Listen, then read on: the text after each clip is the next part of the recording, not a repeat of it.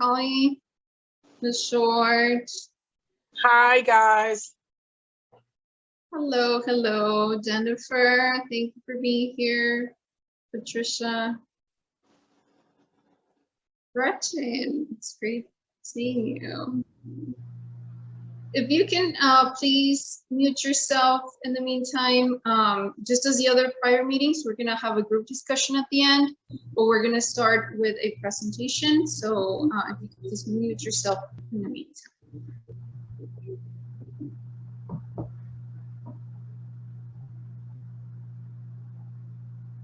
And I think David's unmuted right now. I'll go ahead and mute you now, David. And then when there's conversation later, we can have you unmute and participate because we definitely want to hear your feedback. Okay, I see most people have already connected their audio. So we're gonna go ahead and get started because we have a very, very packed agenda. So thank you everyone for being here. It's great to see you all. At this point, we have already introduced each other and I really don't see anyone new from the planning team. So we're gonna skip introductions. Joining us today, we have our consultant team, and if we can go ahead and move to the next slide.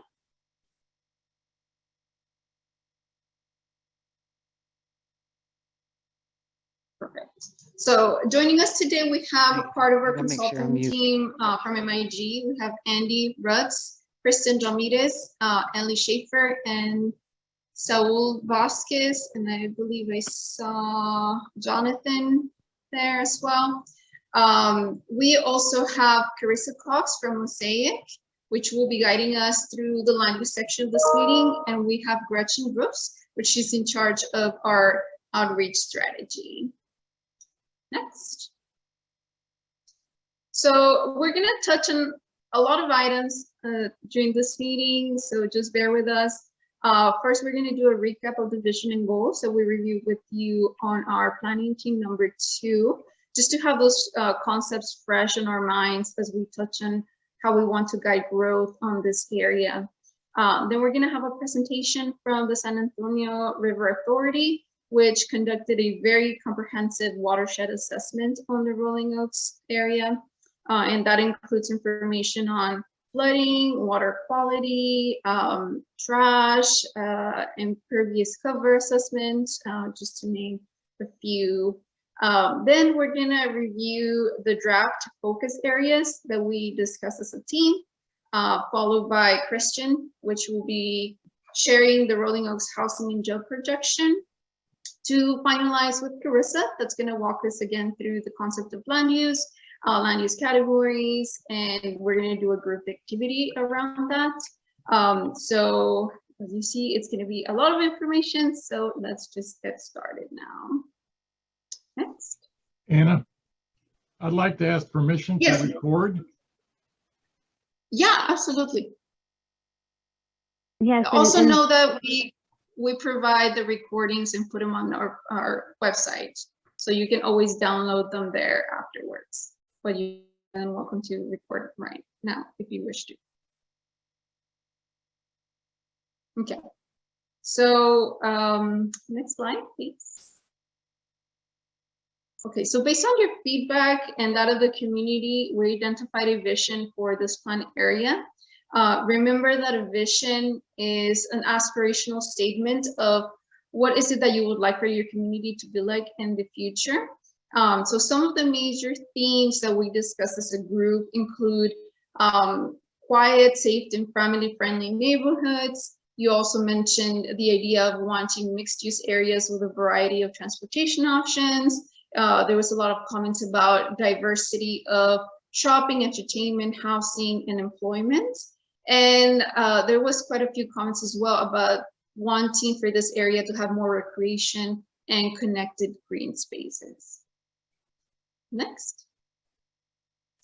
As the goals for this area, it was discussed the importance of promoting development that is compatible, supporting public and private improvements, also facilitating and guiding new development without compromising the safety and the calm and the peace of these neighborhoods, and also reinvesting in the commercial developments that exist on Nacogdoches and some of your big streets to add a greater diversity of dining and retail options along those corridors.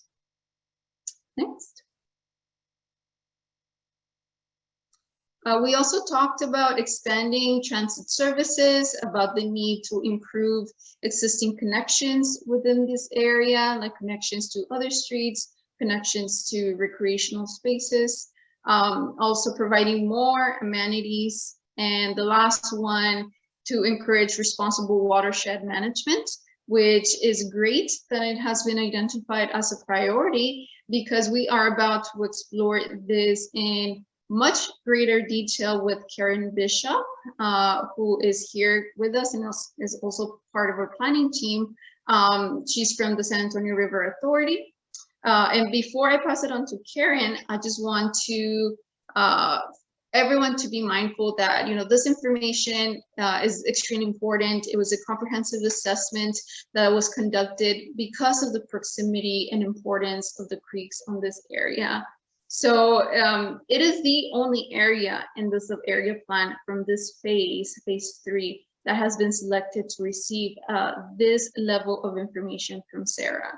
So it's extremely important that we consider all of this, that it's going to be presented to us as we discuss the potential use and impact of development on different areas without our plan. So there will be a lot of information that has to be covered.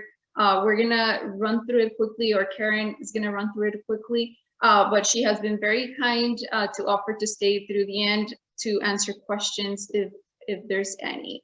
So I will turn it over to Karen if she's ready. We're ready when you are.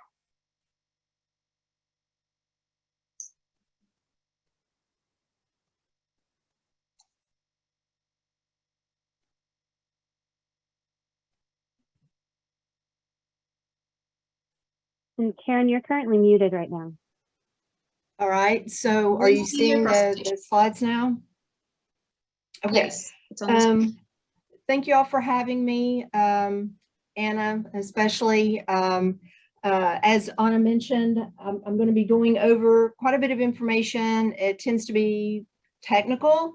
My name is Karen Bishop. All of you have my email address and the meeting notices from the beginning of our time together. So do feel free to send me an email if you need to ask a more technical question. Near the end of the presentation, I'm going to be showing you a map of the focus areas that today's meeting will be in part focusing on, so that you can see those focus areas in relation to what we would hope to achieve through a balance of development, mitigated development, toward water quality, reduced trash, reduced river flooding, creek level flooding, as well as reduced what we call nuisance or neighborhood flooding. Okay, so as you are probably very well aware, as we add buildings and other impervious structures on our land, we have negative impacts on our rivers, including pollution and flooding. That extends into the neighborhoods as well in terms of nuisance flooding along our streets. But there is an opportunity to develop and to mitigate our development, and as a result, to be able to reach the levels and the types of development that we want, but without or by minimizing those negative impacts on our rivers, creeks, and communities. So the 4 goals of this presentation are to share some of the tools that allow us to mitigate for impervious cover, so that you as stakeholders making recommendations to the city can influence the city's policy decisions through this process and inform infrastructure investments. And we're going to begin today with 2 very simplified diagrams that say a lot. As we develop or as we urbanize, I guess I should say, our communities, especially if those communities all have green space, undeveloped land, or minimally developed land, we can reduce the amount of evapotranspiration that is achieved through trees and plants. We can reduce the amount of shallow infiltration as well as the deep infiltration that helps to replenish our rivers, creeks, and streams and our aquifers if we live over one. And importantly, increase stormwater runoff. The travel of water across flat surfaces, paved surfaces across our community that get conveyed to our street network, which is directly connected to our creek network through inlets and outfalls. So as a result of this impervious cover, if we don't mitigate it, we can see an increase in trash, bacteria, sedimentation, nutrients, and other pollutants in our rivers and creeks. And then we can see impacts to human safety and property values through flooding risk. So this slide shows two maps of the Rolling Oaks area. On the left-hand side is the existing impervious cover. You will note that there is quite a bit of various gradients of green, as well as some yellow and gold, and a little bit of the orange areas and a couple or three areas of red. If we take a look at the rightmost map of the same area and we develop as is projected to be developed without mitigating that development, you see much less green tones and you see a lot more orange and red, which means a lot more impervious cover at the cost of our streams, our riparian areas, our floodplains, our open space, etc. So the tool that I'm going to be talking about today that can mitigate the impacts of impervious cover, because we do want to develop, is green infrastructure. And what green infrastructure does is it imitates the natural flow of water across the land post-development to be more like pre-development, by using soils, vegetation, and engineered earthwork systems to slow, spread, and soak in rainfall closer to where it falls, rather than that rainwater hitting a hard surface and then traveling from one hard surface to another into a storm drain inlet and then into a river, creek, or stream to be lost to the community, hot, fast, and dirty. It also treats rainwater as a resource rather than the ugly word stormwater.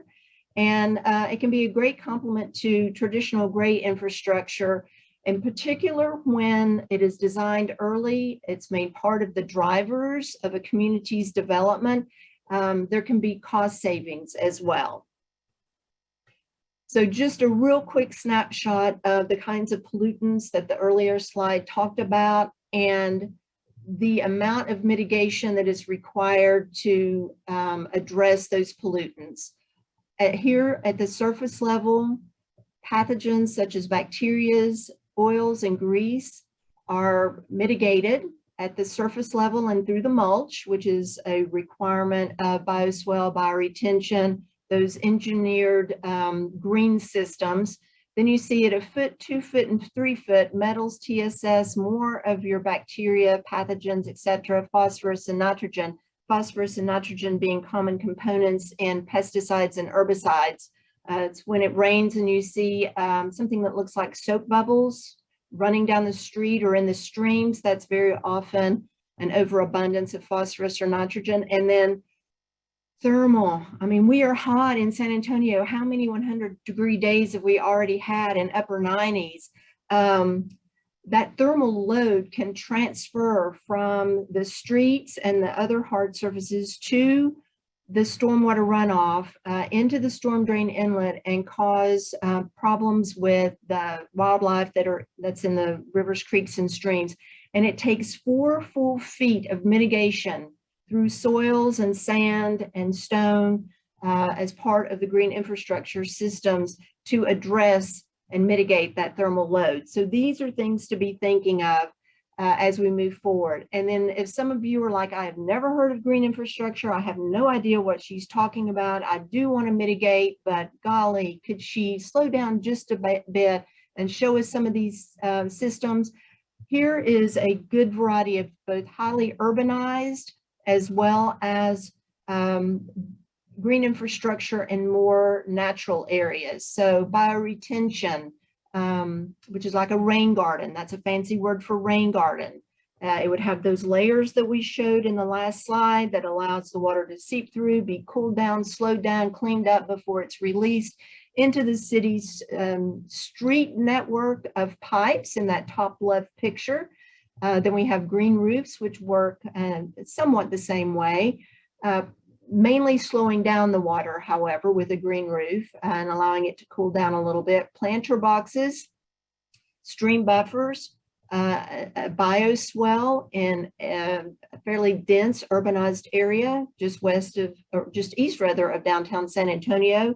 Stormwater cisterns, and then cluster development. You'll notice in this picture that all the houses are sort of in a little oval area clustered together, and that has allowed a lot of the forested area to remain intact. You can see that they've planted trees. Looks pretty much a unified type or series of species of trees down the middle, but you see that the remaining landscape has largely been remained intact. And then you get this lovely green infrastructure here, which is for primary intents and purposes for ranch use, horse training, something along those lines.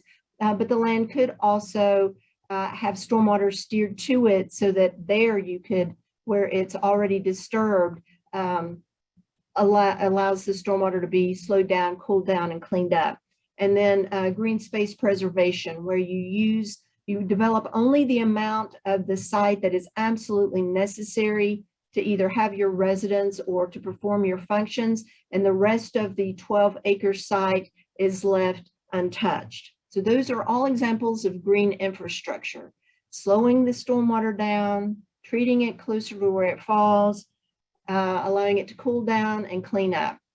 And that gives us as community members a lot of other benefits beyond water quality and flood conveyance, including trash reduction, habitat improvement, recreation, air pollution reduction, and urban heat reduction, which I think is music to a lot of our ears given the summer that we've had this year. So the study that Anna referenced that the River Authority did a few months ago took a look at several existing features within the Rolling Oaks area and modeled them. We also had field true testing components associated with it. So we looked at streams, parks, and trails. Where are the streams? Are they currently healthy? Or are they already showing signs of erosion and other impacts of imperviousness? Where are there parks and trails? Could any of those parks be stormwater parks? We also looked at the soils, where the best, most infiltrative soils are that we would like to be able to keep so that those natural soils can continue to have their infiltrative function. A moderate level of infiltration, and where there's poor infiltration, which is where ultimately, in the best of all possible worlds, you would see the majority of your development. Then we looked at topography, how the water is flowing across the land, into those soils, into those parks, through those streams. We looked at floodplains, which here are denoted by the medium blue, the creeks in the dark blue, and then you see the floodplains in the medium blue. We looked at the existing road infrastructure, which is largely tied to the conveyance of stormwater to the creeks and stream and out of the community. And then we looked at future land use, and the River Authority finished this analysis prior to phase 3 SA Tomorrow launching, so that we would be ready when the city requested us to make this presentation. So as a result, the future land use that we used was very, very similar to what you see here, which is the current future land use for Rolling Oaks, but there might be some slight differences as a result of some tweaks that have been made more recently by the city staff. So our recommendations that arose from us modeling the current conditions, modeling the future conditions unmitigated, and arriving at a set of mitigation strategies, and then optimizing the benefit of the best practices, the tools that we wanted to recommend today. One of the recommendations is green streets. That is different than complete streets for multimodal, and it's also different than the green paint striped streets for cycling lanes. Green streets take stormwater runoff from the street into one of these systems that we've talked about. It can be a heavily engineered system like the bioswale that you see pictured with all the layers that we talked about when we talked about at what level you get mitigation, or it could be taking that stormwater into a city park and into some green space that has well infiltrative soils. And so the two streets in the Rolling Oaks area with this mitigation recommendation are Stall Road and Nacogdoches Road, as shown in green in the map. Then, as mentioned already, we looked at the parks and whether there was capacity for stormwater parks, either through existing parks or perhaps even through the addition of new parks. So you'll see those in a slightly lighter green than the street network image from the last map, primarily on the western side of the regional center. Then we looked at current home retrofits. Is there anything that the private property owner or the business can do to mitigate? And the recommendation that comes out of the plan and the study that was done is for homes to retrofit to have stormwater cisterns, which capture the stormwater, divert the first flush pollutants, slow down the rate at which the peak flood storm reaches that particular community, so water quality and some mitigation of flood control. And we're able to see a 5% reduction in floodwaters in communities if stormwater cisterns, many of you think of them as rain harvesting, but there's a slight difference between rain harvesting and stormwater cisterns. The purpose is what's different, and we can talk about that offline. But you could also do permeable paving stones or install rain gardens as well. And you've got a couple of examples of each of those, 3 different best practices. And here are the areas in yellow that recommendation was modeled, reaching that 5% reduction. New development in orange in the map, or maybe sort of a tannish color for you, a little browner than the neighborhood areas. The recommendation is for those also to have as a mitigation strategy, green infrastructure. And you have as an example there that Urban at Olive development on the near east side of San Antonio. All of those properties have a bioswale in front of their property. They have the little footbridge that all of them love, and you get a much prettier way of managing your stormwater than just having a ditch out back. And then stream buffers, extremely important to give those streams some protection from that hot, fast, and dirty water that can cause erosion, that can cause erosion around the infrastructure that we as taxpayers have paid for, like bridge and culvert, etc. And so you see in the deep forest green in the map, the areas that we are recommending stream buffer mitigation. And then finally, street sweeping and pet waste programs have a well-established history in this country of reducing bacteria and other pollutants that reach our rivers, creeks, and streams. So you see in the thatched area in the map where we would recommend street sweeping and pet waste programs to be installed. So what is the result in terms of the map that we looked at earlier? Taking a look at the left, you see that mainly orange, bright yellow, and very light green map of quite significant impervious cover. And then on the right-hand side, you see the reintroduction of green space, less impervious cover, and less intense impervious cover.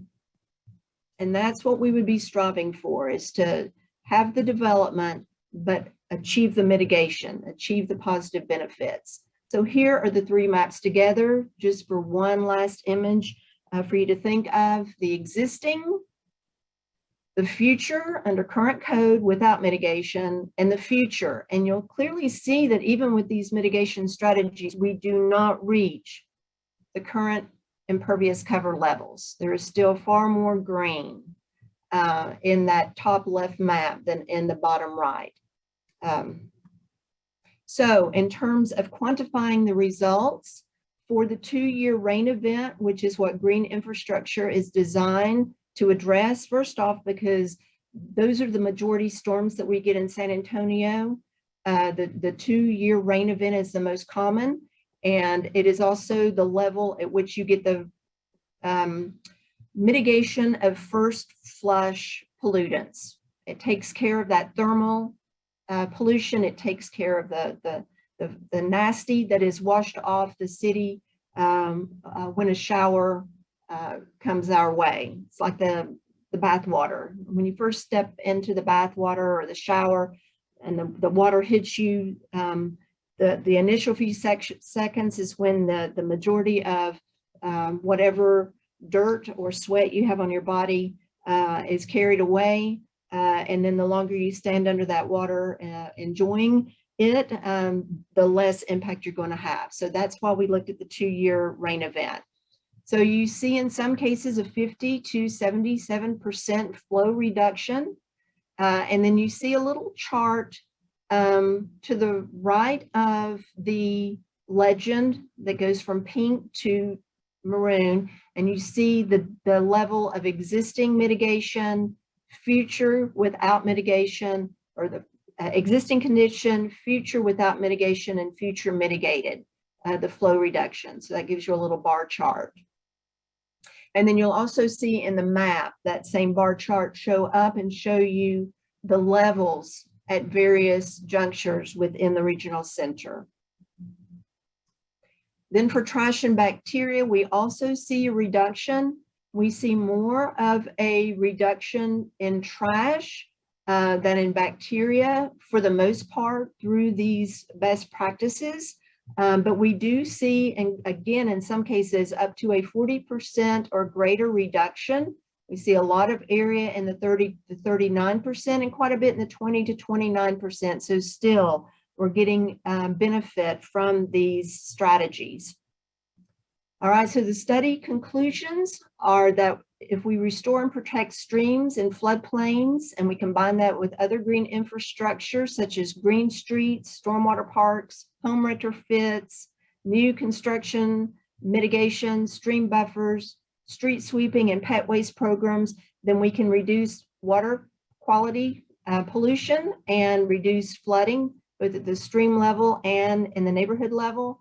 And then that we also get as benefits habitat improvement, urban heat reduction, recreation, and air pollution because of that added green space. So a quick look ahead. I'm showing you once again that future mitigated impervious cover map. That is the one that we're striving through from this study and the recommendations. It's the most cost-effective set of mitigation strategies given the impacts and the benefits. And then at the bottom right, you see a look ahead at the city's draft focus areas. So when we break into our groups, or however the city coordinates us today, we will be looking at areas 1 through 7. And those are going to be areas that the city gets our input on in terms of potential types of development. So I would just encourage you to think about how much impervious cover is currently in those areas. how much could be and what kind of mitigation strategies could be implemented to reduce the impact of that impervious cover on our rivers, creeks, streams, parks, neighborhood streets, air quality, etc. And with that, I think I finished with 1 minute to go.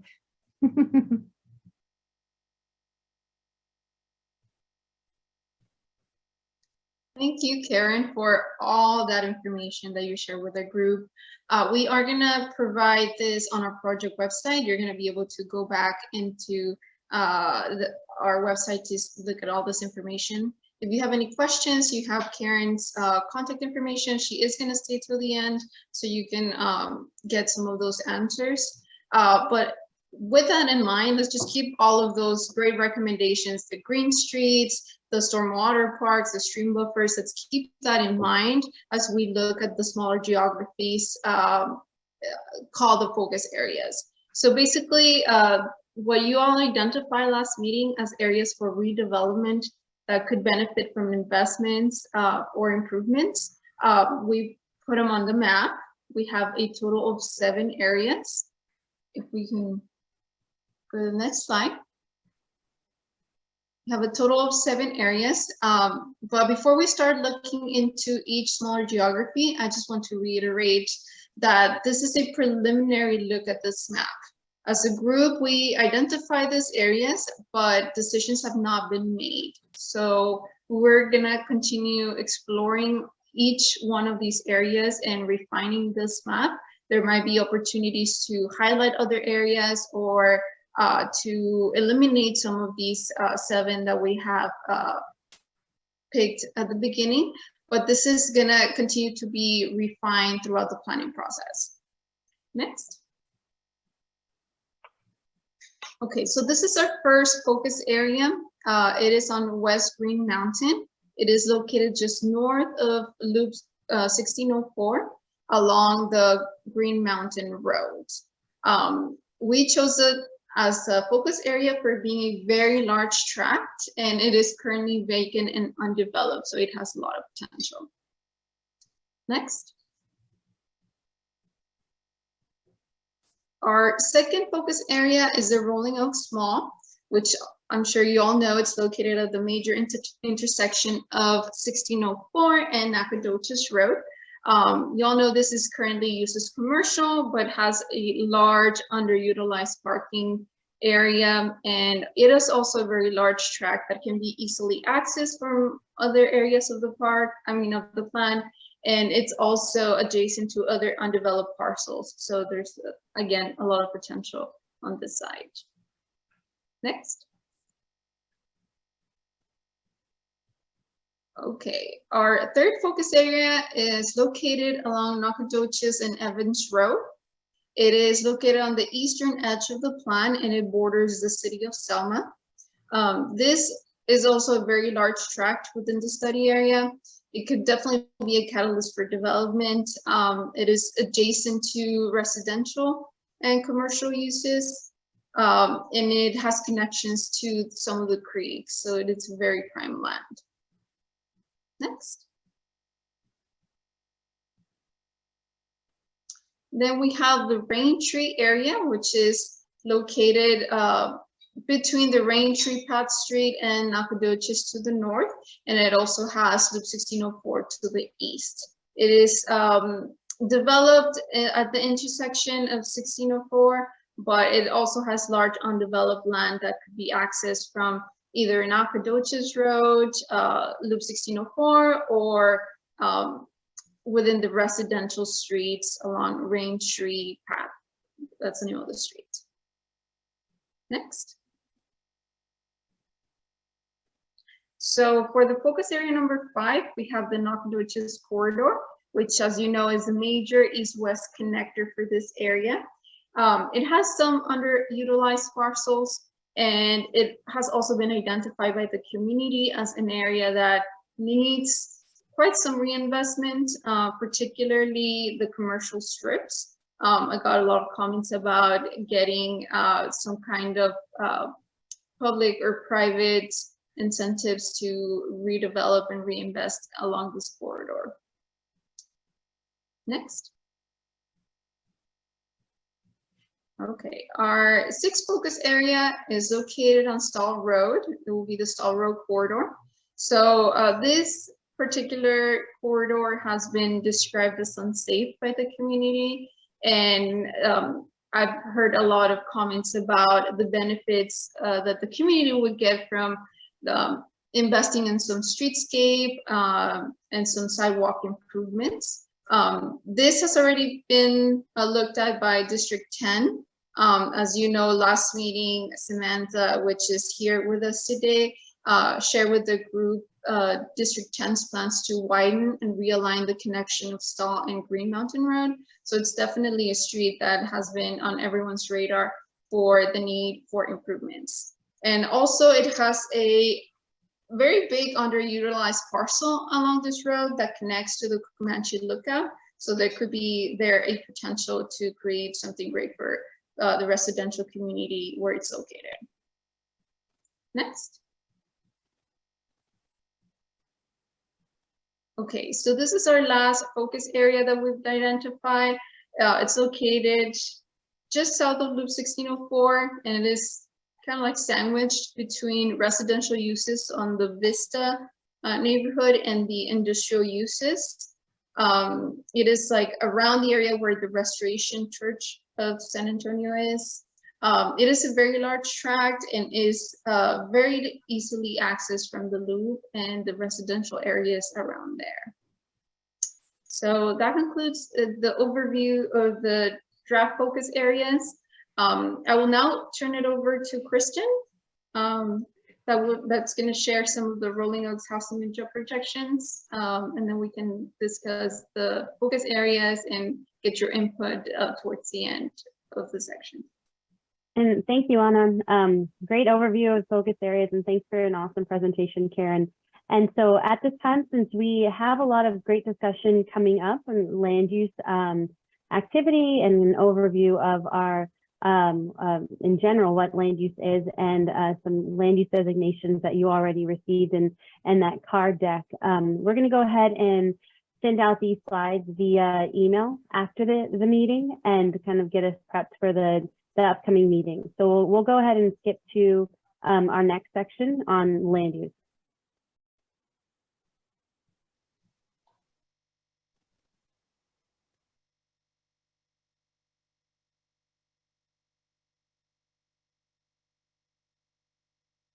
Okay, we're ready. So next slide. There we go. My name's Carissa Cox, by the way. I'm another consultant on the team. I don't think I've gotten to meet everybody yet. I'm actually from San Antonio, and my office is nearby this area up near 281 and 1604. So I'm very familiar with this area and excited to see what comes out of this plan. The primary focus of our meeting today is going to be kind of an orientation to land use. It's a lot of the things that we talked about with the watershed protection and landscape preservation is somewhat related to our land use discussions. We want it to inform some of our decisions that we make, but we're going to really take a deeper dive into that topic over some subsequent meetings. So those are things you need to keep in mind whenever we talk about bringing in new development. We always want to take into mind how that's going to impact our natural systems, like our waterways and our natural landscape. So even though it's not directly related to our topic today, it should inform some of the decisions that we're making. When we talk about land use, it's a way of looking at how we use our properties and how certain areas of the city get developed. And every city uses a different lens through which to view land use. So every city that you look at is going to have a land use plan that looks a little different. In general, the basic categories that we'll be talking about are residential, where we live, commercial, where we shop and where our offices are, industrial is where things are produced and manufactured and mined, and parks and open spaces are recreational opportunities and where land is preserved, and then government uses as well. what I'd like to talk about a little bit on the front end is what this plan will and won't do, how it relates to zoning a little bit, and then how the map gets built or created. Next slide. So land use is something that's been done in our country, whether it's through ordinances or a plan, for about 100 years now. In the United States, it's a practice that's been around for, gosh, thousands of years, ever since cities were in existence. And the whole point is to promote order in the way our cities grow so that we can protect the health, safety, and welfare of the community. Land use plans help the city to manage growth, and that just means, you know, like when new development comes in, there's always going to be traffic that's created. So you want to manage congestion. You want to promote public safety so people aren't getting hit at intersections and things like that, or like dark areas where crime can be a problem. So public safety is also something that is thought to be protected, as well as prevent overcrowding. So those are kind of the big drivers behind why we plan. During this process, which was started before COVID happened, one of the first exercises that our team did was to create an existing conditions atlas. I don't know if you had a chance to look at that. Anna and Chris can point you in the right direction if you want to take a look. And in that existing conditions atlas, we looked at how land is currently being used throughout this area to kind of take a look at what's on the ground today. We're going to not talk about that today because we've already done that. We're going to focus our time on how we want to guide future development and future uses. So as this area continues to grow and evolve, what does that need to look like? And that's the focus of the future land use plan. Next slide. Land use is related to zoning, but a lot of people get worried. I always joke that nobody comes to these meetings until there's a new zoning map, and then everybody gets upset. But the determination about how properties can get used starts now. So these conversations we're having is the very first step in making those determinations. So the land use plan is not zoning. We're not touching the zoning of anybody's property, but we're setting the policies in place about how those decisions can be made in the future. So the land use plan is a policy document, and the zoning ordinance, those are the regulations. So if you hear those terms thrown around or you're wondering how they're related, that's what it is. So the zoning code for the city of San Antonio tells each property owner in the city how they are and are not allowed to use their property. So how tall the buildings can be, what the setbacks need to be, and what uses are allowed on that property. So if I'm a landowner or developer, and let's say I want to build something, I have to go to the zoning code to see if I'm allowed to use my property that way and build to those standards. So it's a property by property focus. Land use plan is based on patterns and relationships, and it's at an area scale. So we're not going property by property and making assignments. We're looking at general patterns and relationships and trends throughout the area. So it's a policy document. It's about relationships. It's not a property by property type of assignment. And the reason for that is we're trying to manage patterns, and we're looking at saying, okay, we want growth in this area to look this general way. These zoning categories would be appropriate here, or we do or don't want these uses in this area. So that's the main difference. We're at a higher scale, a little more generalized with the land use plan, and then you really get down into the specifics whenever there are changes made to zoning. Next slide. So this plan does not automatically change the zoning of any property in the town. This plan will not restrict any existing rights of use. So if I own, trying to think of something, like let's say I own a tire shop, and it's an allowed use, and I'm following all the rules of the city, and I have a permit, and my property is done correctly. Even if this land use plan shows something totally different, that doesn't change my current right of use. So my rights of use are not going to be impacted directly by this land use plan, and none of the buildings have to be moved or changed or anything like that. What the land use plan does is set parameters for how that property, if it's going to change in the future, what those options for change would be. So let's say that I have a piece of property that's never been developed, and then I sell it, and somebody wants to come in and propose a new development, and they want to rezone the property, then council and your commissions would go to the land use plan to see if that zoning would be allowed.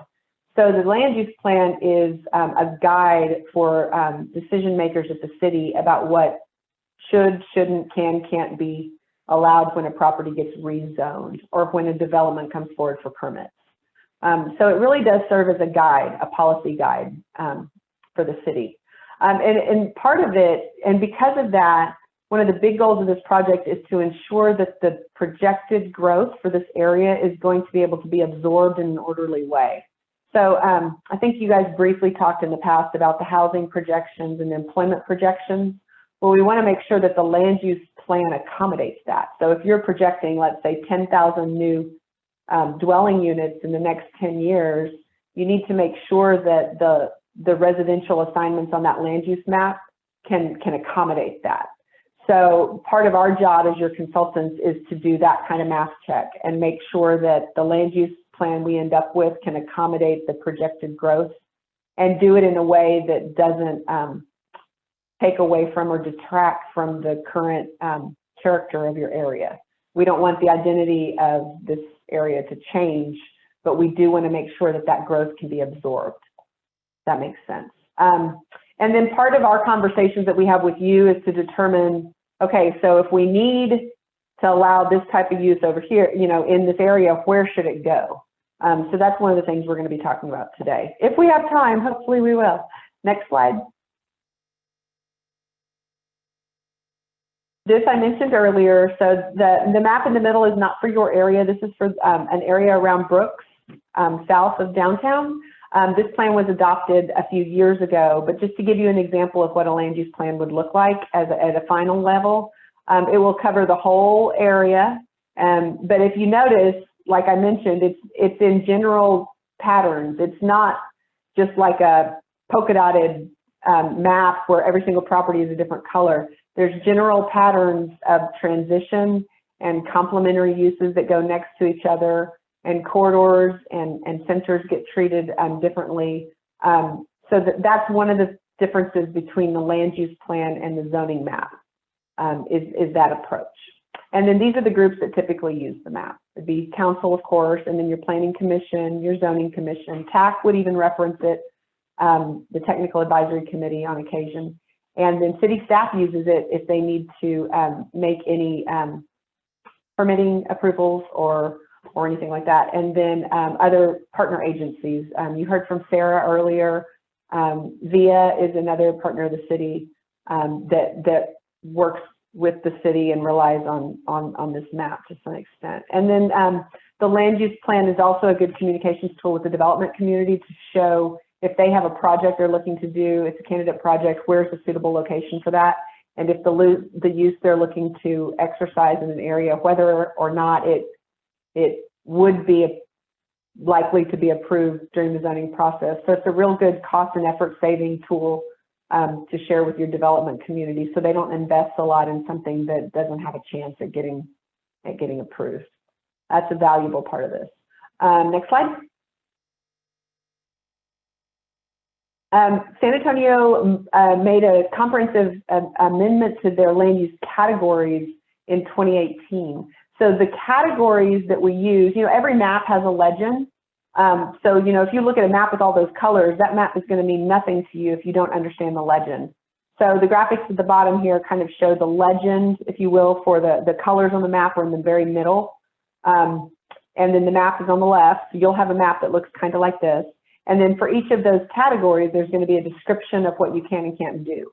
And these categories have been codified and adopted already in 2018. So, and every single area in the city uses the same categories. And this is a first for the city of San Antonio because we have hundreds of years of history of planning in this city. But this is the first time there's been a consistent, unified, citywide approach to this. So these are the same categories that all the other areas around town use as well. And then for each of these categories, there's going to be established the uses that should be found and kind of the character of development in the area. Also the density ranges, and by density, typically like it means like multi-story apartment versus a single family's home. That's a different from density. An apartment is higher density, a single family home is low density. And then also what of the different zoning districts would be allowed. So if my property falls within an area that's light purple, which would be neighborhood mixed use, what are the zoning categories that would be allowed? If I want to redevelop my property or develop my property, what are the different, if I want to rezone it, what are my options?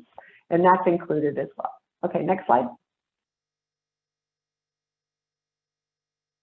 As a brief overview, this is not an overview of where we are with the whole project, but in relation to just land use, because that's all we're talking about the rest of the day today is just land use. So we went through the mechanics of creating a draft map for you to look at. It was computer generated. So that's where it says we are here. And this is kind of where the conversation begins. And then we're going to get some inputs from you today. And then we're going to keep getting inputs from you in subsequent meetings in PT4 and the next meeting number 5, where we'll continue to refine this map. It's an iterative process. So we'll be going back to it over and over and over again, modifying it based on your input and the input we get from the community. And our team and staff, everybody involved, will always be checking the plan back against the overall vision and goals for your area, and also the vision, goals, and priorities for SA Tomorrow for the comprehensive plan overall. And so we want to make sure everything's consistent with vision and goals and with citywide directives as well. So through that process, that iterative process, we will ultimately get to a final map for your area. It takes a while. We won't figure it all out today. We won't even figure it out in the next 2 meetings. But by the end of the process, we will have a map. And then that map will ultimately go through the process of commissions to council and get adopted. And that's where it would be kind of codified, if you will. Okay, next slide. We are going to go through this information very quickly. Did everybody, okay, I just want to do a little bit of orientation. Is everyone familiar with how to use the reaction buttons down at the bottom of the Zoom menu? You know, if you click on reactions, you can see a little raise your hand. So just to remind everybody, that's a very helpful tool for those of us who are kind of facilitating these discussions. And my colleagues will call on y'all if I don't see the boxes. I'm so focused on my words. But we will, if you have any comments or questions as we go, don't forget to use the raise your hand button. And you can also just do this a lot. That helps if we're not seeing that. And we're gonna talk through and try to get a little bit of feedback from you on this stuff. Did everyone receive copies of the land use categories either by email or something like that? I believe it was a PDF, right, Anna? Yeah, okay. Yes, it was a PDF. Okay, is there anyone who doesn't have access to those cards or those papers right now while we're in the middle of this call?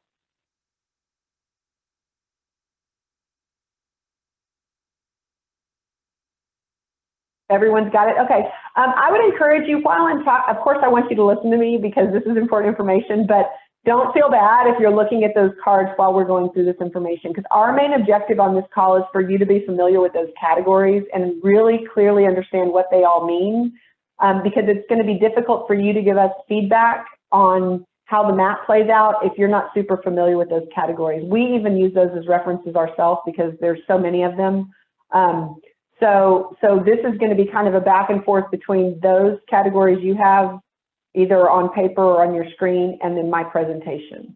And then Ellie and Kristen and Anna, other people will be chiming in as well. But for the rest of today, those categories are going to play a big part. So make sure they're accessible to you right now, and that you're kind of flipping through them and trying to familiarize yourself with the contents of them. Okay, next. So we went through, I mentioned earlier that the map that we have for this area right now is a computer generated map. What that means is we don't determine the fate of your community, that would be very presumptuous on our part to just start assigning what should go here and what should go there. What we did was we went back and looked at whether or not there has already been any planning effort done in this area, in this regional center in the past. And then we also looked at previous citywide planning efforts that might impact this area. And then finally, we looked at what is the current zoning of the properties in this area. So that was our starting point. It wasn't what we think and what we think should go here. It's what has already been done and what has the community already decided for this area. In the top left corner, you'll see a gray map with a big X in it. The challenge for your area, it's also an opportunity, but at this point it's a challenge, is that there are no previously adopted plans. So some parts of town, like where there's historic districts, they will have a neighborhood plan. Some of them are 40, 50 years old in place. But this area doesn't have a lot of that just yet. And so there aren't a lot, like when you get down around Breckenridge Park, that area of town, the Highland Park area south of town, there's just certain neighborhoods, Dignity Hill around, that are historic neighborhoods. And those areas, because they're older, they've been around for 100 years or so, they tend to have more planning infrastructure in place. This area doesn't have it yet. So we don't have any previously adopted plans to guide our conversation. So the input we get from you guys is going to be very important, and the input we get from the community will be important because we're doing it for the first time now. We also looked at a citywide initiative called SA Tomorrow. It was done, I'd say, probably about 5 or 6 years ago. And what that was it was a look at key corridors throughout the city and how could we ensure that land use and transportation impacts were being coordinated and considered at the same time and integrated adequately. So these are the major transportation corridors of the city, and they did a comprehensive study to look at what land use would be supportive of that. So transit supportive or transportation supportive land use practices. So that's what SA Corridors is. So we looked at that as well, and there was a little bit of that planning done for your area because Nacogdoches, obviously in 1604 are such major corridors for the city. And so that's what this layer of information came from. And then the last layer I mentioned was the zoning map. And of course, every property in the city is already zoned. So we also took that into consideration. Can we go back to that slide where all 4 of those maps are on the same slide? Thank you. So what we did was we had to make all of those maps kind of come in and play nice together and be integrated. But the challenge was they all use different legends. They all use different categories when they assign the colors on the map. And so in their original form, none of those layers played nicely together. So our first task was to convert everything to the vernacular of those newly adopted plans. And so once we did that, we brought everything together, and wherever there was a previously adopted plan, that was what we used to assign the preliminary land use assignment. In this area, there was none, so we couldn't rely on that layer. And then from there, we went to citywide previously planning efforts, which would be SA Corridors. And so if there was any assignment from SA Corridors, we used that on our first draft preliminary future land use map. But you notice there's a lot of areas on the SA Corridors map where there was no previous planning, citywide planning. And so wherever we had no planning guidance, we went to the zoning map. And that's what we used to fill in the rest. We're not gonna look in detail right now at the map, but I just wanted you guys to see and understand that that's how the map was generated. So when we get into our map conversations, if something looks off from what you think it should be, it's not because we went in and did this as an exercise on our part. It's all based on previous plans and current zoning.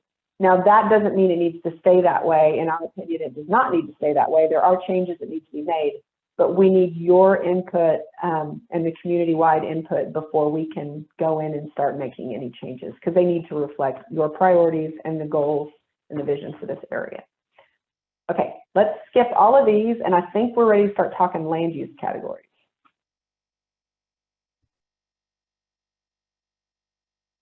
All right, yeah, thanks, Krista. I can take over from here for this section.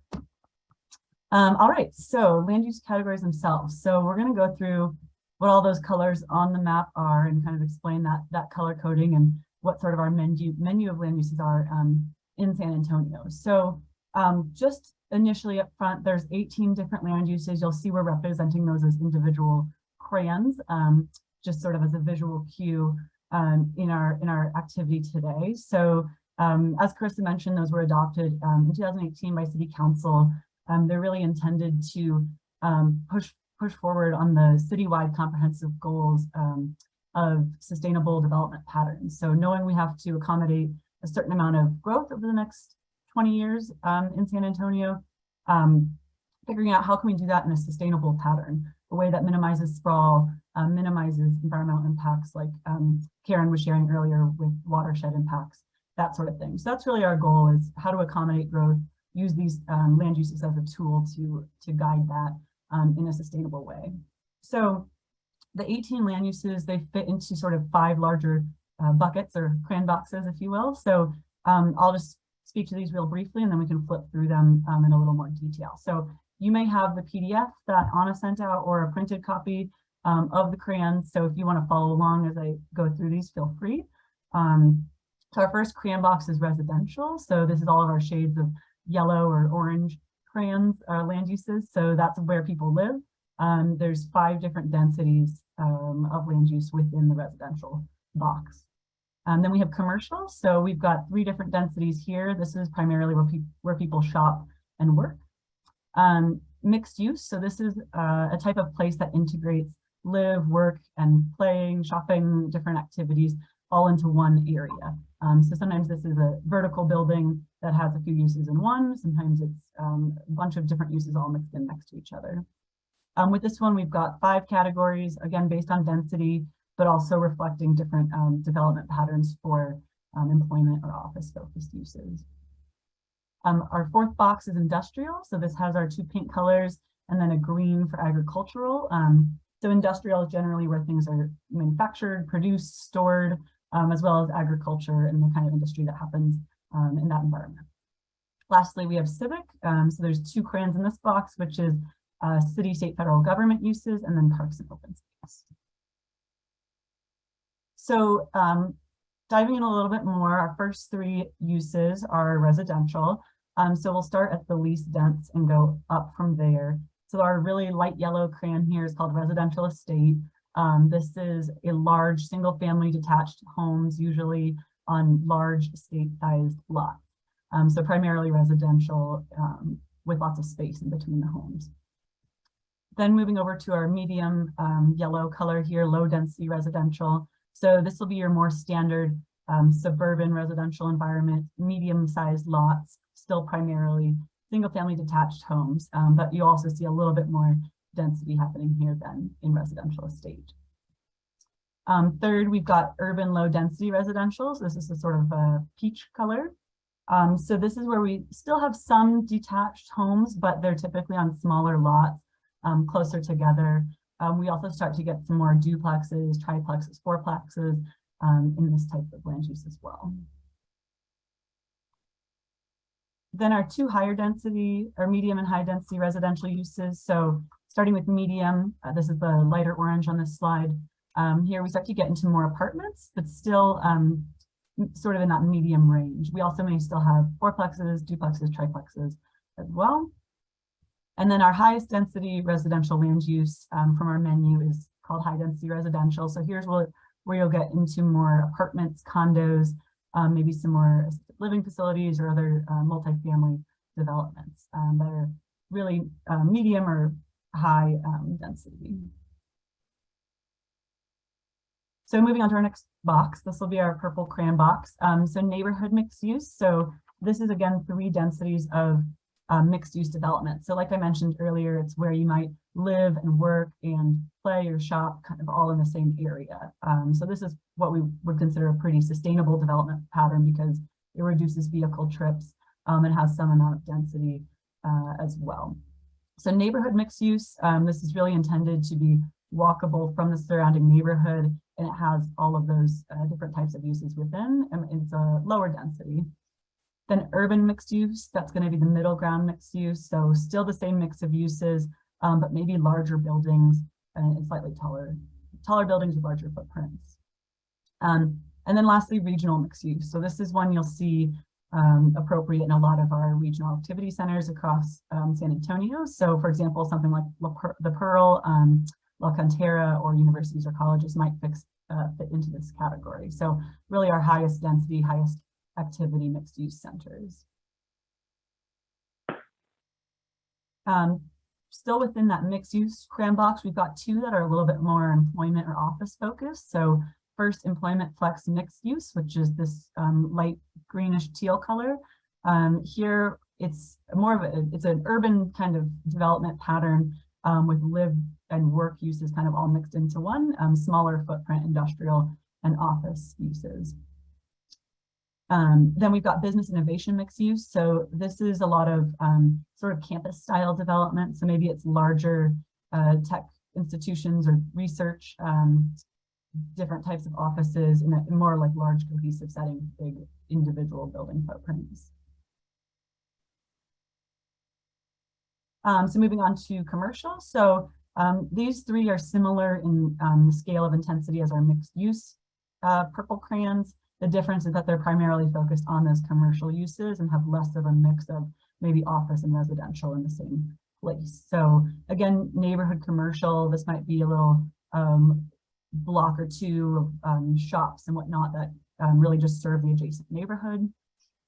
Community commercial, so still those primarily commercial retail uses, but meant to serve maybe a few different neighborhoods all come together to this place. And then regional commercial. So here we've got sort of the area that draws from the larger region or even adjacent communities for things like maybe a movie theater or a hotel, things that aren't in every neighborhood. Then industrial, so we've got two scales of industrial. This light purple color is light industrial, so that's things like storage, maybe light manufacturing, business park.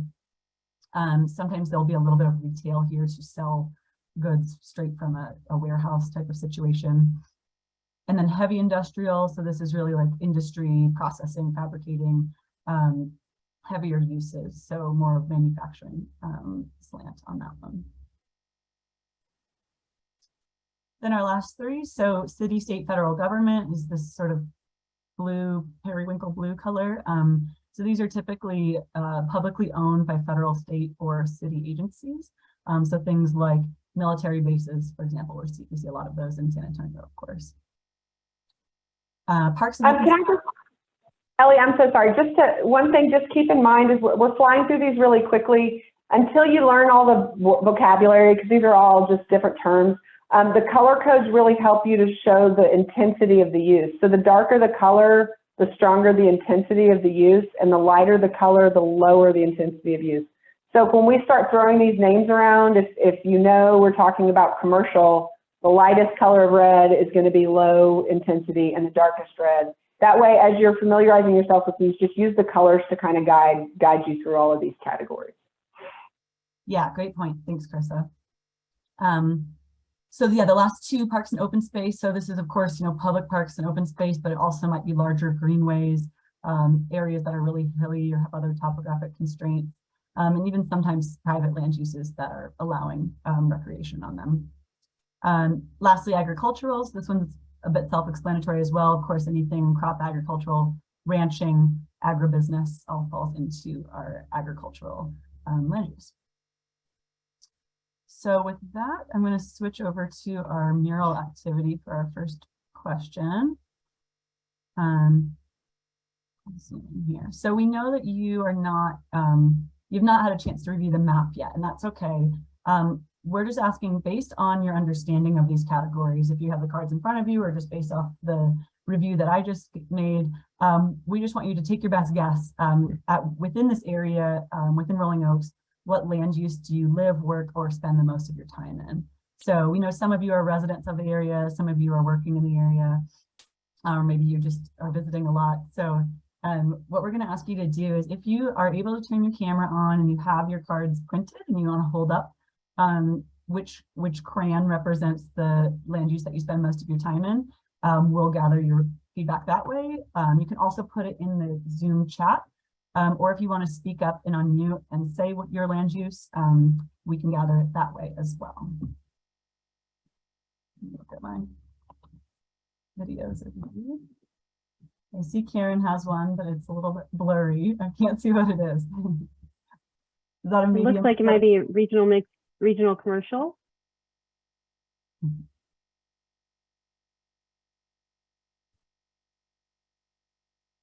The chat, if you're familiar with using the chat box, that really does help a lot to clarify.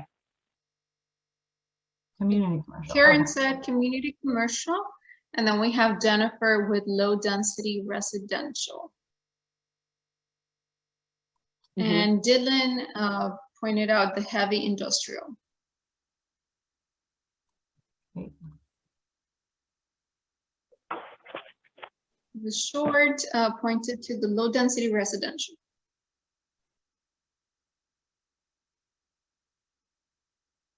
We also have a regional commercial from Rolling Oaks and the low density residential from Mr. and Mrs. McCall.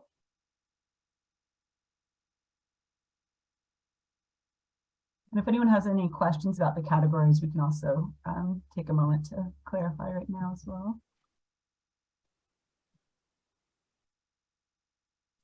All right. Anyone else want to share their land use? If not, we can keep moving to our next activity. And again, the question was, what land use do you live, work, or spend most of the time in?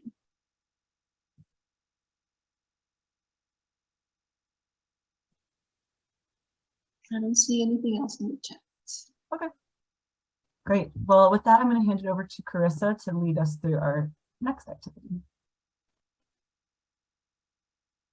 So same idea, and again, we're not looking at a map. This is just based on your everyday, your experience and what you know about where you live. So in this area that we're talking about, which of these types of uses do you think y'all need more of?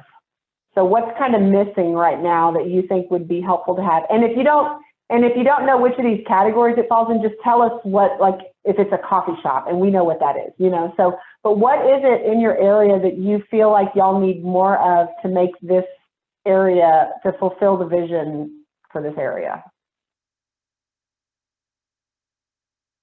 We have a comment about parks and open spaces. Awesome. Another one for parks, then more parks and entertainment. Okay. You know, it's funny, guys, like, you know, I think about how long that area, you know, Rolling Oaks was built like decades ago, right? And it just kind of sat. And it's really been ever since the Forum got built that all those other retail areas took off, because there's so much more commercial along 1604 now than there ever used to be. So it's kind of a challenging area because there's a lot of that regional scale commercial that's moving in, but then how are those kind of collectors that run through our older neighborhoods like Nacogdoches, you know, and those roads, like how are those areas doing? And is there anything close to our neighborhood that we need more of as well? Like by where people live. We have a comment about needing entertainment. And then all but high density dwellings. So more residential, low density residential, and industrial. No more apartments. Okay, awesome. So he's given us comments. So okay, Jennifer, that's the kind of stuff we also need to talk about. Is sometimes there's stuff like if you live in a house. And you feel like there's already too much residential and you say we don't need any more residential, that doesn't mean it's a bad thing. It just means you already have enough of it. So that's something else that's good, like no more, we already have enough of something. That's what that bottom question is. It doesn't mean that stuff's bad, it just means you don't need any more of it.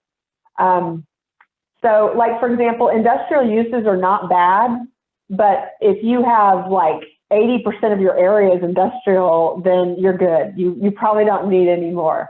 So that's a good example of something as well. And so, okay, so and that's consistent with Karen's presentation earlier as well, that more parks and open spaces would give us that landscape preservation that also helps with our water quality and availability as well. Excuse me.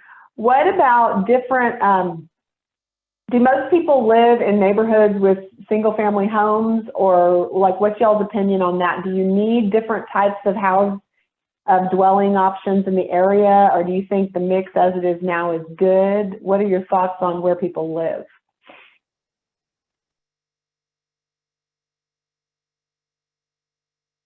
Yes, sorry, quarries do count as heavy industry. That is a good question.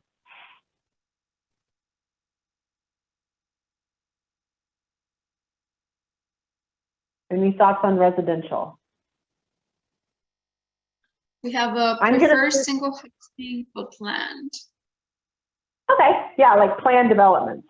But we also have another one about mix is good, no more housing needed. Okay, so the way it is now with mostly neighborhoods, that's okay. What about y'all? What about along Nacogdoches? What's y'all's opinion about how Nacogdoches is doing, and any of those other corridors in the area? We're going to look at the map in a second, but before we get down into map level stuff, I just wanted to know y'all's opinion, because I'm sure a lot of y'all have been in this area for a while and have watched it kind of change and grow over time. So are there parts of it that could be better? And then what would that mean?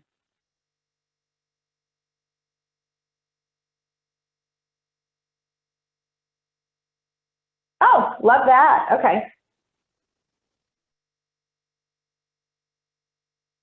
Yeah, Carissa, I'm also wondering, Andy put in the chat for whoever wrote entertainment, if anyone wants to explain what they meant by that, because I wonder if that might be something appropriate in a mixed use or regional commercial.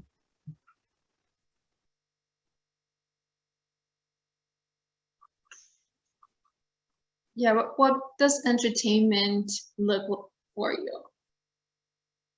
When you say you want a variety of dining options, shopping options, what does that mean exactly?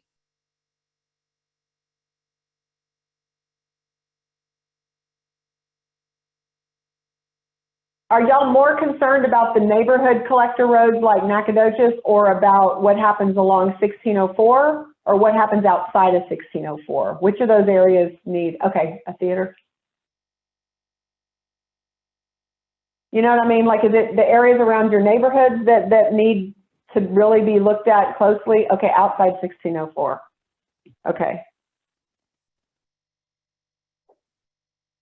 You're kind of happy with what you have. We're just concerned about what's coming in the future to the new areas. That's what I take that to tell me.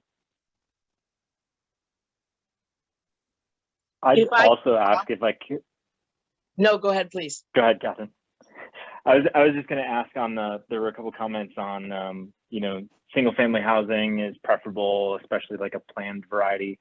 But I think a similar question on like, what is the type of scale that you would envision in the area? Do you see that as more like larger lot, smaller footprints? Do you see a mix of, you know, maybe like some duplexes, triplexes, things that look like a single family home, but maybe have an extra unit or two? Nice. Okay. So here, if someone else was there someone else that was going to chime in? I was just going to ask, it seems like we have a lot of green area, and everything that's been presented in these presentations are the most fabulous ideas. I like a mix of everything. Of course, that's just my opinion. But is there any way that we could possibly claim the land that is close to, it's a big farmland by Evans, I think it is. It has a historical cemetery. I've spoken about it before. Is there any way that we could claim to incorporate historical areas? There's also another historical house, I think someone said was owned by HEB down on the other side. Then there's a big cemetery. Is there any way that we can kind of, oh goodness, for lack of a better term, just green space that stuff and try to make our area as friendly as possible with incorporating all of light industry and retail and houses? Is that even possible? Right. Is that just a pipe dream?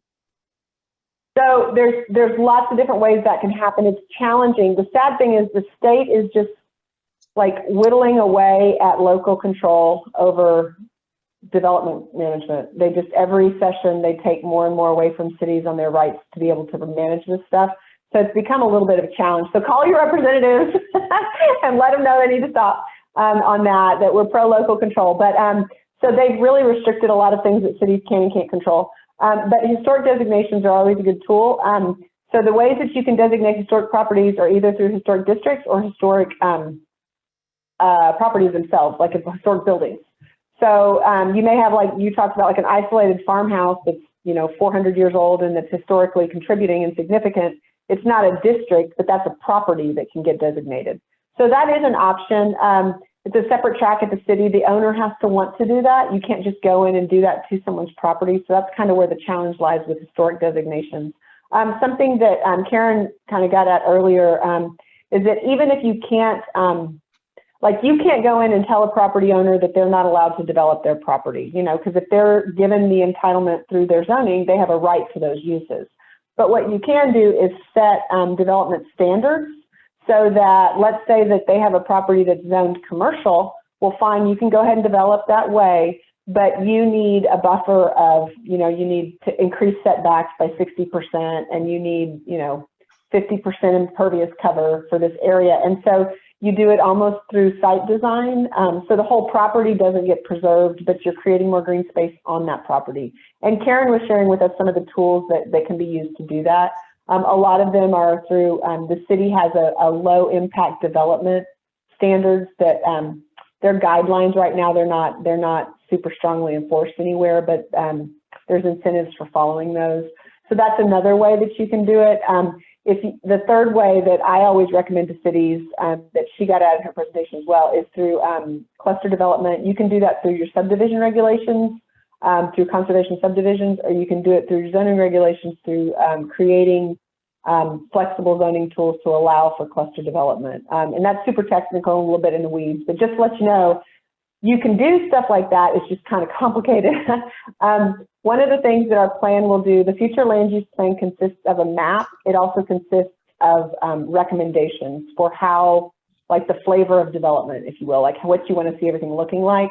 So the map's going to be a part of it, but also those value kind of statements, what you want everything to look like and be like, that's descriptive in nature. And we do a write-up. There will be a text write-up to accompany the map to talk about these kinds of things.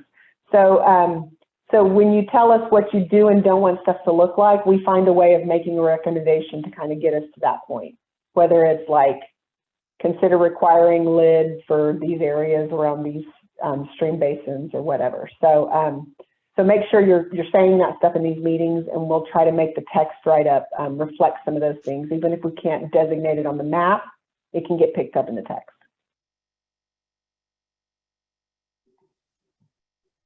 I hope that made sense. I'm sorry, that was a lot of words. Okay, so let me look over our list so far and see where we're at. More parks and open space, more regional commercial. Do you, let me ask, sorry, I know we need to keep moving on, but when you say, y'all say regional commercial, do you think that needs, do you think that's more appropriate in certain areas than other? Do we need to look at the map for where that may be more appropriate, or do you think just anywhere is fine for that? Remember, regional scale is the most intensive. It's the darkest red.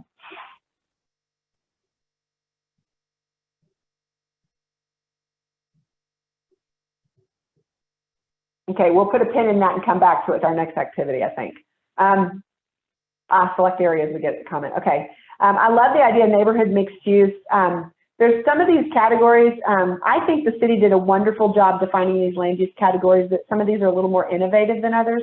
But neighborhood mixed use really does address, as y'all know, there's a huge housing supply issue in our state right now. And it's not just communities, but the city has to deal with how to provide housing for all these people that move to San Antonio. It's a real challenge. And the state as a whole, your state legislators are trying to come up with policies for that as well. So anytime you can add like garage apartments or mother-in-law suites, guest suites, am I allowed to convert my single family home into a duplex or something like that, to be able to create more dwellings in your area without messing up your neighborhoods. Anything like that, and neighborhood mixed use helps to do that a little bit. So I think that's a good one to add. Okay, I think, do y'all have any other comments related to these 3 questions, or should we move on to our next activity? Okay, thank you so much for that input.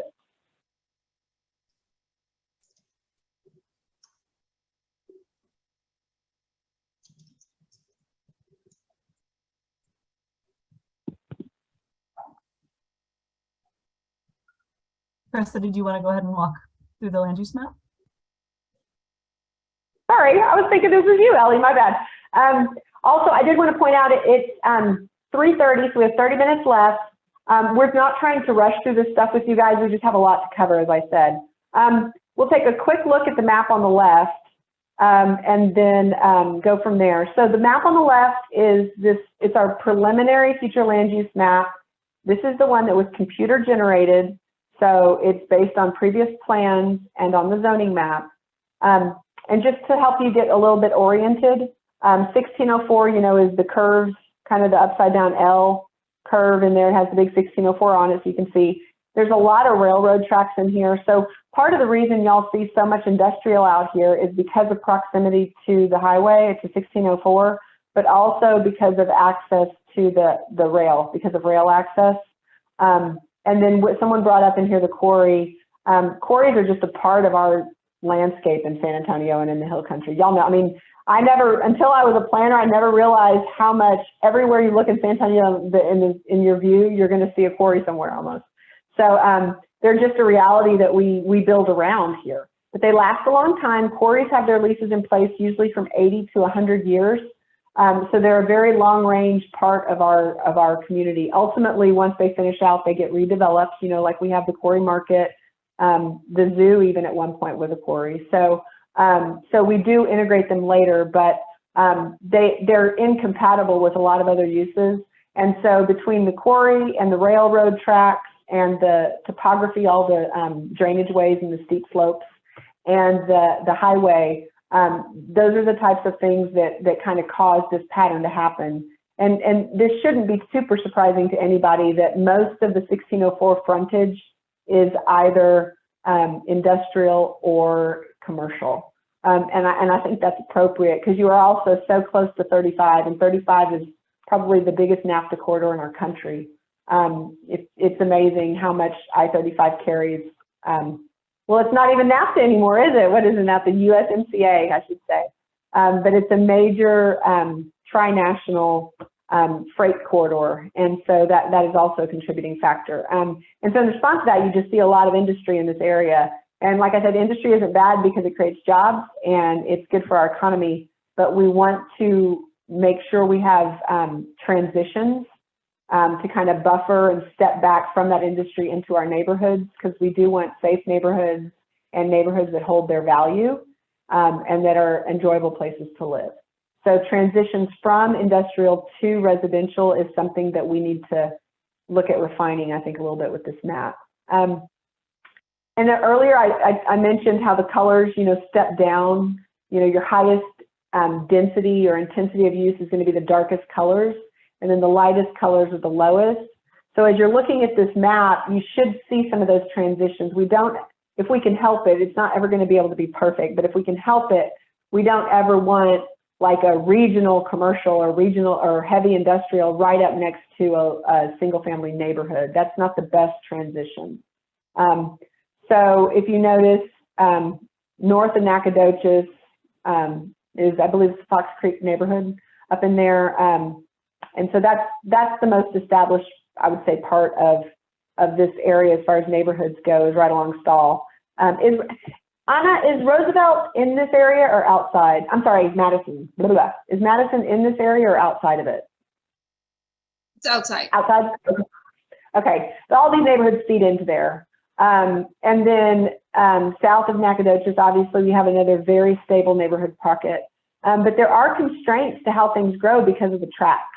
And there's going to be easements involved in that. And then because of noise, light, and vibration, you're also going to want to step those things back. There is some new development out in Nacogdoches past 1604, the new elementary school in the neighborhood out there. And then the focus area 3 that you guys have already flagged, you know, it's always a big question of what these properties are going to be in the future. So anything we can do to inform that process would be great. The cemetery is, just to clarify, the reason it's commercial is we do not have a land use category that's purely dedicated to civic uses like hospitals, churches, schools, cemeteries. There's no category for that. And the reason for that is some of those properties are owned by the city and by the government, and then some are privately owned and managed. And so it's very difficult to regulate government property and public and private property the same way. So if it's a government-owned property, it's going to be a turquoise blue on this map. If it's a privately owned property, it's going to be one of these other colors. So just to kind of clarify that a little bit for you. So even though it's a cemetery, it's colored. It's got a commercial coloring now, and that's based on the zoning and the prior land use designations for the Nacogdoches corridor. So that's kind of where the map sits now. You do have a little bit of light pink in here, which is good. So we'll want to look and explore if maybe one of the questions will be, you know, is a light color appropriate along 1604? Do you really want to max out that frontage and access along there? There's access challenges because you don't have a lot of access off of 1604 in the low-lying areas around the tracks. But it's still relatively easy access land through by Nacogdoches and the frontage road there.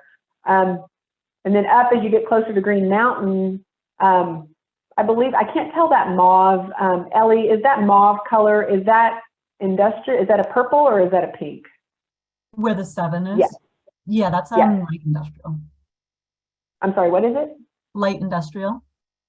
Okay, so all of this is light industrial. Okay, I couldn't tell. My purple and pink, my eyes are getting bad in my old age.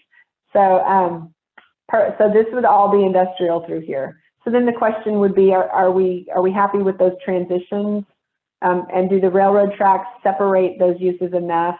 Do we need any buffers in the future? Warehouses. Okay, thank you. Okay, great. So does anyone have any questions or comments or initial observations just looking at the map, something that really stands out at you or that you have a question about?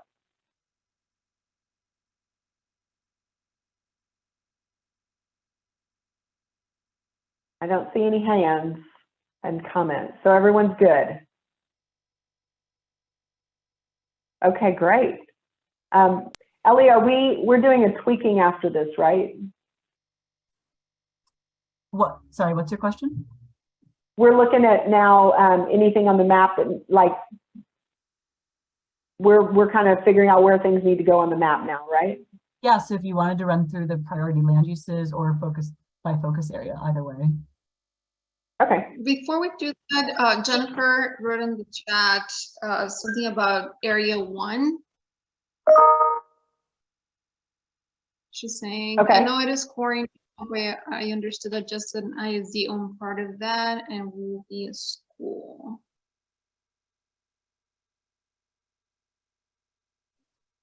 Is it possible Okay. that the school is just to the east of this area? I know, I don't know if you can see my cursor, but I think that it might just be. Yeah, there is a school right outside of the boundaries of our study area.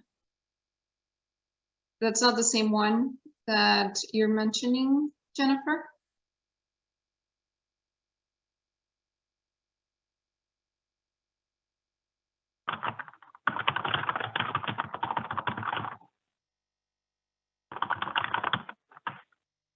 Okay.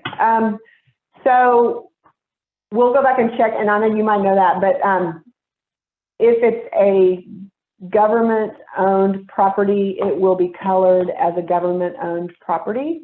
And so right now we're coloring everything that's heavy industry as pink. But we'll double, triple check those designations moving forward.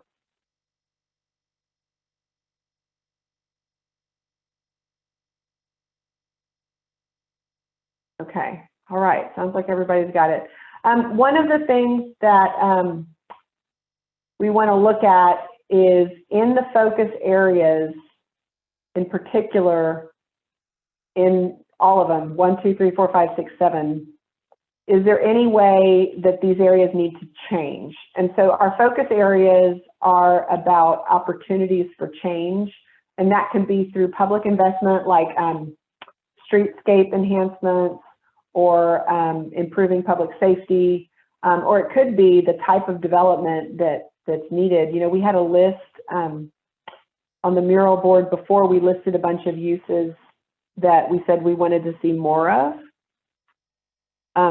So where on this map would be a good place for those to go?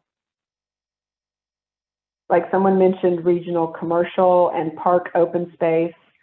And some of there were some other ones up there too. What were some of our others that we wanted to see more of? Oh, Yes. they're bolded? Are they bolded? Yeah, they're Okay. bolded. Yes, and neighborhood mixed use, we were kind of hearing through the non-chain, non-fast food restaurants potentially. And then we added a few, bolded a few of these kind of lower density residential, but maybe looking up to urban low to kind of have that slightly more dense development pattern and preserve more of that open space that we're hearing a lot about. Okay. So, and just to, because the question about number 3 being agriculture. So how a property is zoned is different from how it's being used today. So, and that's why you see big development signs on right out in front of, like, you'll see nothing but cedar, you know, and they'll have a big sign up 281, you know, Santikos has a property, you know, coming soon, and it's woods, you know, but it's going to be that in the future. So, even though you look at a property and it might be in a field right now, or they're using it for agricultural purposes, if it's zoned for a higher use than that, then this map is going to reflect that. Because we want to be careful. Like I said, we're not inhibiting any property owner's right to use their property. And so we're trying to respect that a little bit. And that's where this gets a little complicated. It would be wonderful if we could just make the whole map green. But just like I can't tell you what curtains to put in your kitchen, you know, we do have to be respectful about going to individual landowners and taking away their ability to use and enjoy their property in certain ways. So that's one of the kind of balances and the tensions that we have to deal with when we're doing land use. So sometimes, like I said, we can do it through impervious cover restrictions or through tree preservation standards or any other type of green infrastructure that we want to put in place. Sometimes we can designate things as agriculture or park and open space. So I had a question. So because park and open space was brought up as something you want to see more of, is there any part of this area that is suffering from a lack of parks or trails or open spaces right now today?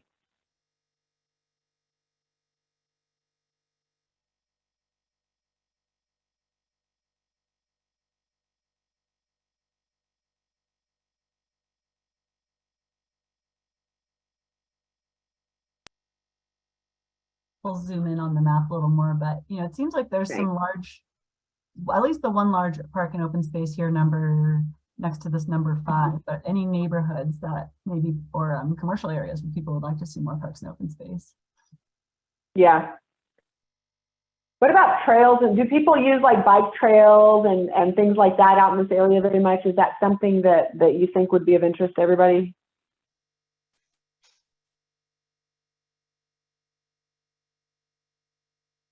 Okay.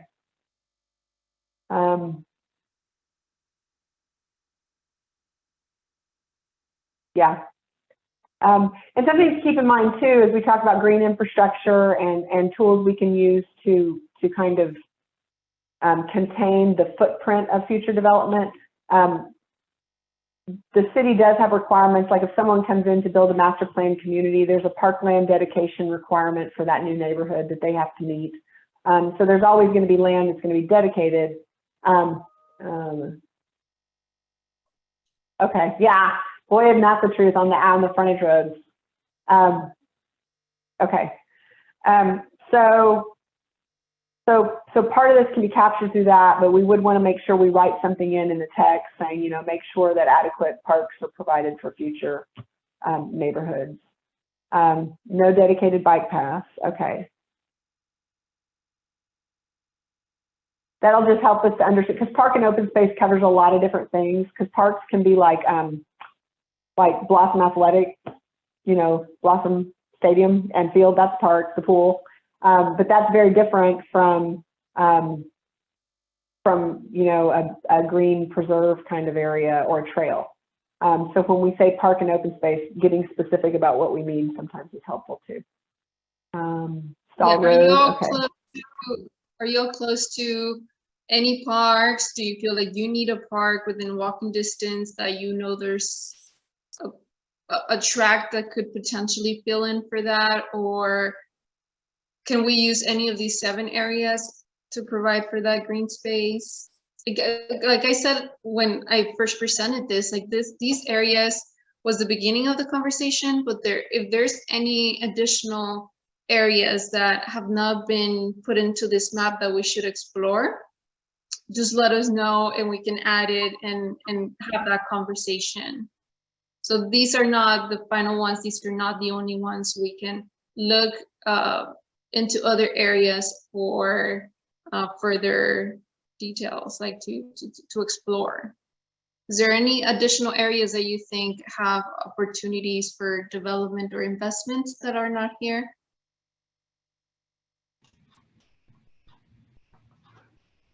Anna, this is Rocky with the Parks Department. Can I just jump in here real quick? Yeah, please. No, and it's just to say that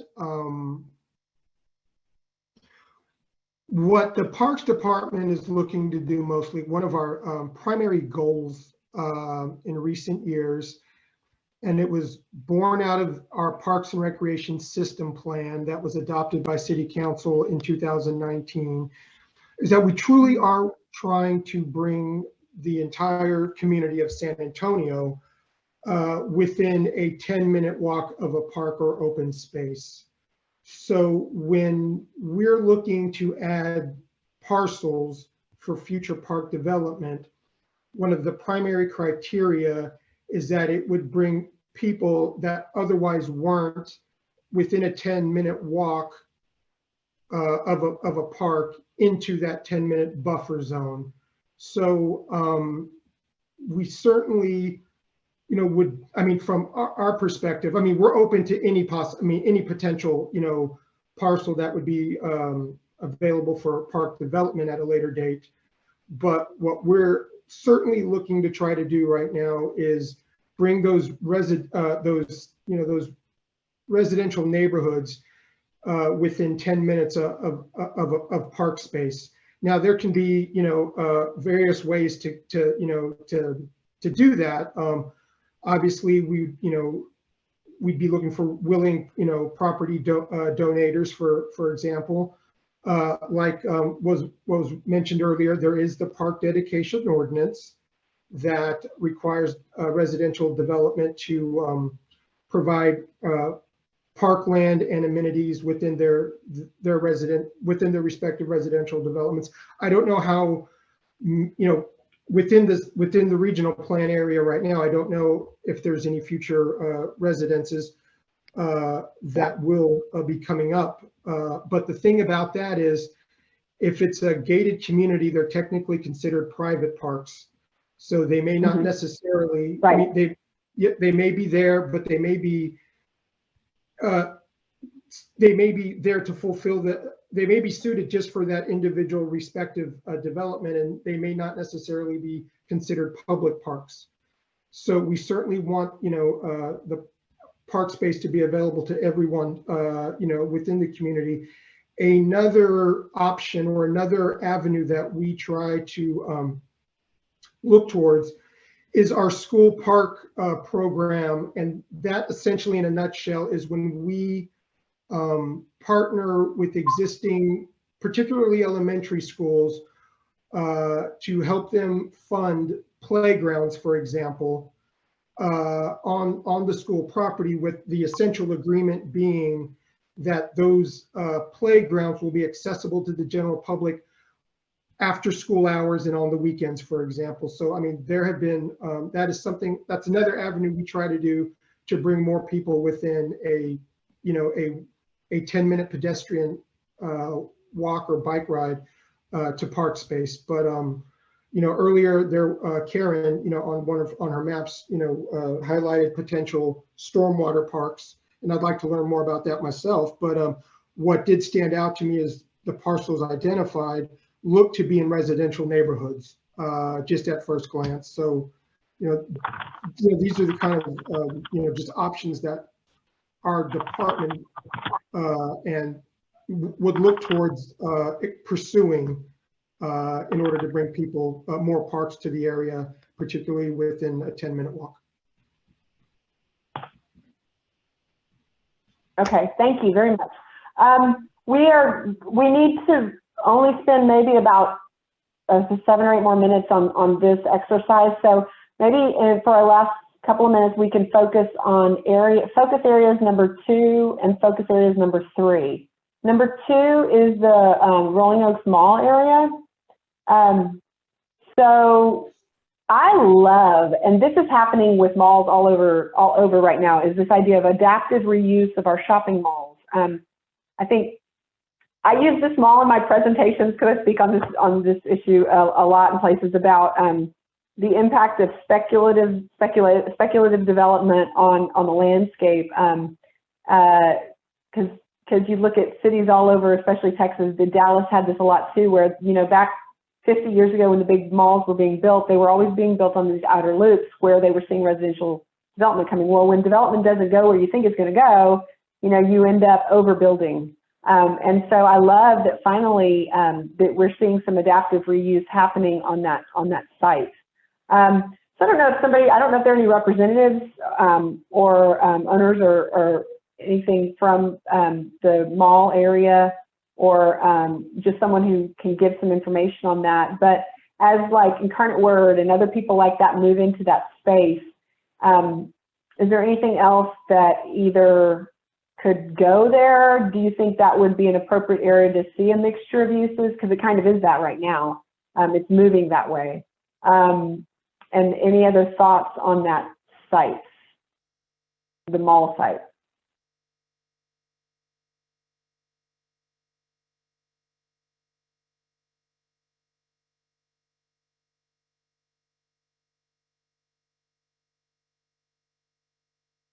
Yeah, me too. Yeah, I agree with that. One comment while you're thinking about that, mixed use, as we're doing the designations on that map, I do too, on the map, mixed use is sometimes better for areas that are evolving than just straight commercial because it allows more flexibility.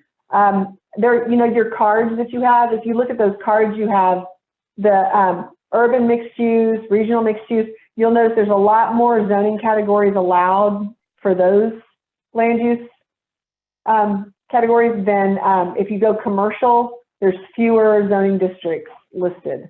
So for areas that are evolving like this, sometimes making them mixed use stimulates better development in the long run because you're allowing the market to drive it a little bit and be responsive, but you're ensuring that it captures the densities that you want to see and the general services you want to see. So that's a consideration for the map as well, because there's a lot of red here and there's not a lot of purple, which means, and a lot of these commercial land use categories don't allow things like they have down at the Pearl, where you have retail at the bottom and apartments above it, and they're usually higher price point products, which is good because you're diversifying your types of housing options, but it's higher end product. And so you're also stabilizing value for your areas. Whenever you have a major node like this, it's usually a value reference point for the whole area. So you want parts of your planning area to be able to capture those higher rents and capture that higher end development. It doesn't need to all be that way, but some areas in here, you want some of that vertical mixed use because you're providing different types of housing options that are also economically beneficial to your area. Oh, I'm reading a comment, hold on. Oh, great. I'm gonna forget the name of the mall, but there's a mall in South Fort Worth. I did a tour, I spoke with this guy years ago. Can't remember it. Anyways, he redeveloped an old mall, and it's in an area that is predominantly Hispanic. All the shopping and your retail demographics for the area is that. So he created, what does he call them? Micro anchors or something like that. But basically, like all of the quinceañera dress shops got together and became like one of the department stores became that. So it was like a little contained village where it was a small business incubator type of thing where local business owners could have mall spaces because they were aggregated. It was an aggregated anchor where you could aggregate micro businesses, small business enterprises, but you have the draw that a major anchor would have just by sheer volume of shops. So there's a lot of ways that these malls can get redeveloped and reimagined and repurposed. Central Park Mall, you know, from back in the day, Wonderland Mall, I mean, that thing has been totally redone. It's still commercial, but it's been redone. McCreeless Mall in Southside.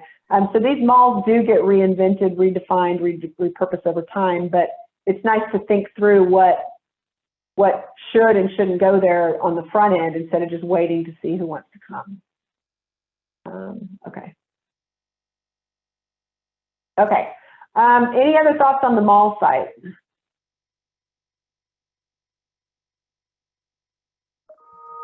This is Karen. I'll just point out that on the northern and eastern side, Green Mountain Creek and or a tributary to it runs through that red area. So if there's a recommendation for, let's see, it looks like people are recommending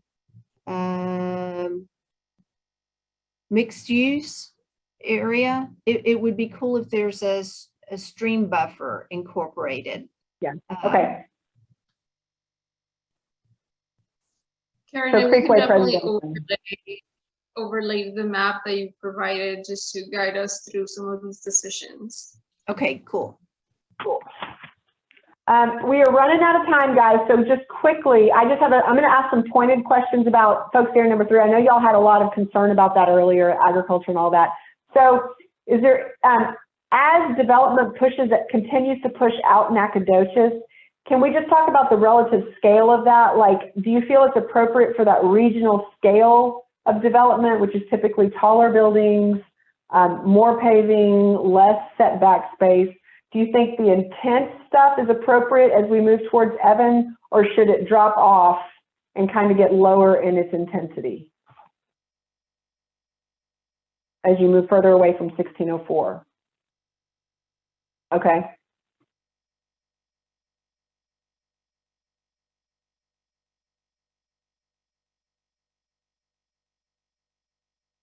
Cool. Okay. Because part of our challenge is, as we refine this map, like I mentioned earlier, there are housing targets for a number of dwelling units to accommodate projections that we need to hit, and there's also employment objectives that we need to hit. So as we refine this land use plan, we're going to try to put all of these priorities in this map somehow, while still balancing those economic targets as well. Yes. Okay, so glad you talked to Garden Ridge. City of Bernie in that area deals with caves as well. Our whole area, you know, quarry and caves is everywhere. So subterranean issues as well. You have on the surface and subsurface, we've got aquifer, we've got all this stuff going on underground. So I like that you brought that up.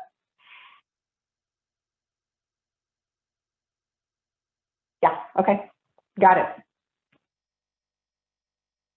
And this goes up to Ratama almost, not quite, but almost.